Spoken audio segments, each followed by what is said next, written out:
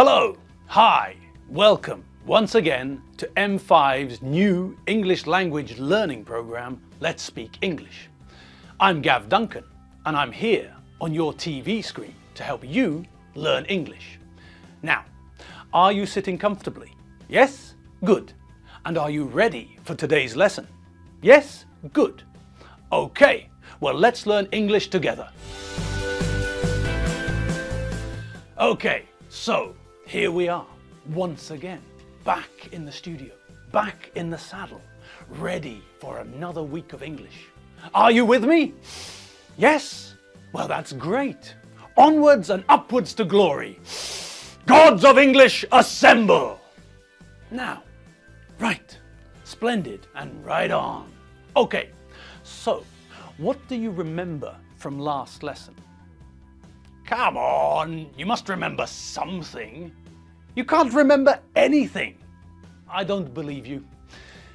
Think. Aha! I knew it. You do remember something, don't you? Great, you remember.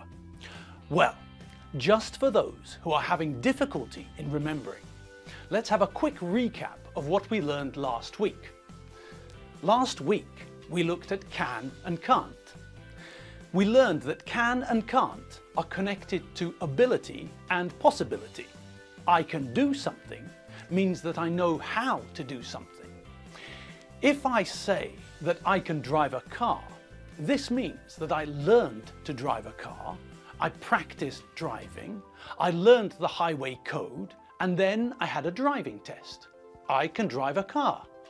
I know how to make a car start, move, and stop safely. My friend Tonino can speak Italian and English. He knows how to communicate in 2 languages. My friend Pishti can fly helicopters and planes. He knows how to make helicopters and planes take off, move through the air, and land again. We also use can to talk about if something is possible or not. I can come to the cinema with you now because I'm not working. I can't come to the cinema with you tomorrow because I am working. The structure of the sentence for can is very simple. We put the subject, I, you, he, Doreen Benchfield, can, and then the infinitive, like this. Paul Judith can play chess. If we want to make the negative version, we use cannot and shorten it to can't. The form remains the same. Subject, I, you, he, Doreen Benchfield, can't, and then the infinitive. Paul Judith can play chess, I can't play chess. We also learned how to ask a question using can. When we want to ask a question using can, we start with the word can, then add the subject, I, you, he, Doreen Benchfield, and then the infinitive. Because we're asking a question, we need to remember to put a question mark at the end too. Last week, when we looked at using can and can't, we also learned about using can in a question to ask, is it okay? When I say, can I open the door? I'm not asking if my muscles are strong enough. I'm asking if it's okay for me to open the door. Maybe you're cold and you don't want me to open the door. If I'm on a train, before I open a window, I ask the other passengers, can I open the window? I'm not asking if I'm strong enough to open the window. I'm not asking if I know how to open a window. I'm asking if it's okay for me to open a window. Maybe someone is reading a newspaper and doesn't want the window open. Sometimes, when we ask a question using can, it's about possibility. When I'm on the phone and I ask, can I speak to Alfredo Benchfield, please? I'm asking, is it possible to speak to Alfredo Benchfield? What I'm asking is Alfredo Benchfield there? Can he come to the phone? Maybe Alfredo is busy and can't come to the phone. Maybe Alfredo is having lunch and isn't in the office. Maybe Alfredo is in the toilet. Maybe Alfredo is at home. When I ask, can I speak to Alfredo Benchfield, I'm asking if it's possible for me to speak to Alfredo.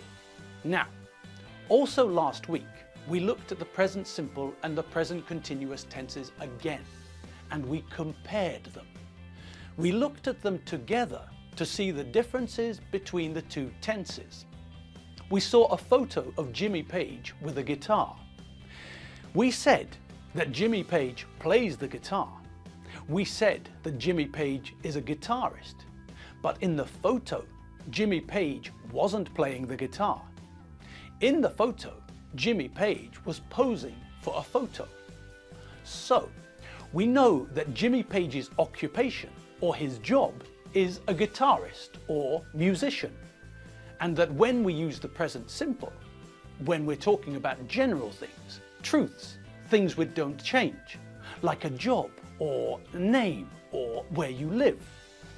When we're talking about what's happening now, we use the present continuous, not the present simple. We also saw a list of verbs that we don't use in the present continuous. Do you remember which verbs we don't use in the present continuous? Here's the list again. Like, love, want, need, know, understand, remember, forget, prefer, hate, mean, believe. Excellent. And what else did we learn last week? Well, we revisited the Benchfield family and talked about the relationships between different members of the family. We know that Alfredo and Mary have got 4 children. We know they've got 2 sons and 2 daughters. We know that Tim has got 2 sisters and a brother, and we know that John has got 2 sisters and a brother. We know that Elizabeth has got 2 brothers and a sister, and we know that Doreen has got 2 brothers and a sister too. We know that Jeffrey is Alfredo's dad, Mary's father-in-law, and the children's grandpa. And we know that Holly is Alfredo's mum, Mary's mother-in-law, and the children's granny. We know that Jeffrey is Holly's husband, and we know that Holly is Jeffrey's wife. We know that Alfredo is Mary's husband, and Mary is Alfredo's wife. We know that Elizabeth and Doreen are Tim and John's sisters, and we know that Tim and John are Elizabeth and Doreen's brothers. Fantastic. Okay, well, let's have another look at the Benchfield family tree. I think it's time to meet some more members of the Benchfield family. Now today, we're going to meet Mary's parents and her siblings. What? What? What in the name of Buddha's golden scooter is a sibling? Aha. Sibling is a word which means brother or sister. So, I can tell you I've got a sister, and immediately you know I'm talking about a woman. If someone talks about their sibling, we don't know if they're talking about a woman or a man. My granny had 12 siblings, for example, but I don't know how many were women and how many were men. A sibling could be a brother or a sister. We don't know. So, when I say that we're going to meet Mary's siblings, we don't know if Mary has brothers or sisters. We know that she's got brothers or sisters, or brothers and sisters, but we don't know any more.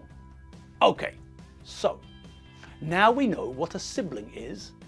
Let's meet some members of Mary's family. Blimey!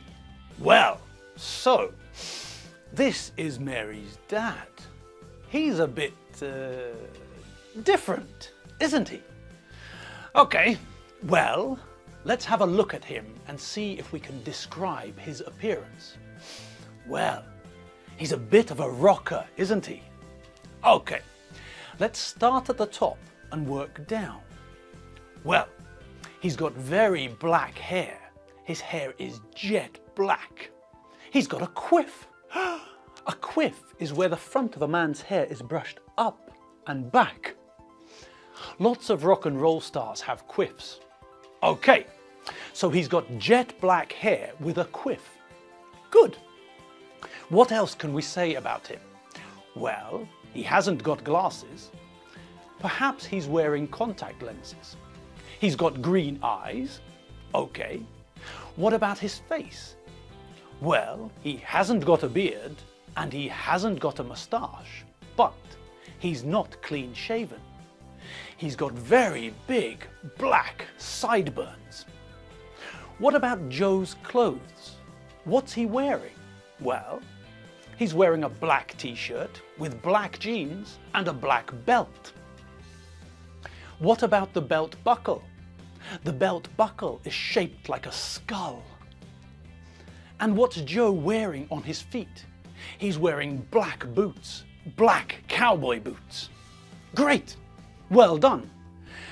Now, how did we describe Mary's dad, Joe Taylor? Well, we talked about the colour of his hair and the colour of his eyes. We talked about the style of his hair. When we talk about these things, we use the form of have got plus noun. He's got black hair. He's got a quiff. He's got green eyes. We could also use the present simple. His hair is black. His eyes are green. We used the negative version of have got plus noun when we looked at his face. We said he hasn't got glasses. We could also use the present continuous. He's not wearing glasses. Good. Now, what about his facial hair? We used the have got plus noun again. He hasn't got a moustache and he hasn't got a beard. He's got very big black sideburns. Great! Okay, now how did we describe his clothes? Well, the colour was easy. Joe's only wearing black clothes. When we described his clothing, we used the present continuous. He's wearing a black t-shirt, a black belt, black jeans, black boots. Now, why don't we use with Joe's black jeans and Joe's black boots? That's right.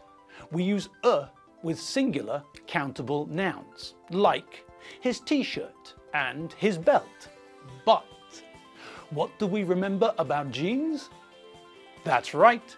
Jeans are always plural, so we can't say he's wearing black jeans. We have to say he's wearing black jeans. Or, what's the other thing we can say? Correct, a rocking around the Christmas tree baby doodle-doo. We can say a pair of. Remember all the nouns which are only plural? Shorts, jeans, trousers, tights, glasses. These nouns are always plural. If we want to say one of these, we have to use the phrase a pair of. So, we can say that Joe is wearing a pair of black jeans, or we can say Joe is wearing black jeans. Good. Now, why didn't we use with Joe's boots? That's right, once again. Good. Boots are plural, so we can't use with them. And un mean one, and nobody wears one boot. If we're wearing boots, we're wearing two boots. We're wearing boots. Joe's wearing black cowboy boots. And crikey O'Reilly, time's up. Good Gordon Highlander's giblets in a greased coffee grinder. Okay, well that's all the time we have for today's lesson. So we'll have to leave Mary's family there and we'll pick up where we left off today next lesson. Okay, you've been watching me, Gav Duncan, on M5's English language learning program, Let's Speak English. Thanks for watching. I had fun today. I hope you had fun too. I'll see you next lesson, where we'll meet Mary's mum and Mary's siblings. I'm Gav Duncan. I'm not Burt Reynolds, and I'm not Steve Austin, the $6 Million Man. I'm Gav Duncan. See you next lesson. See you later. Bye.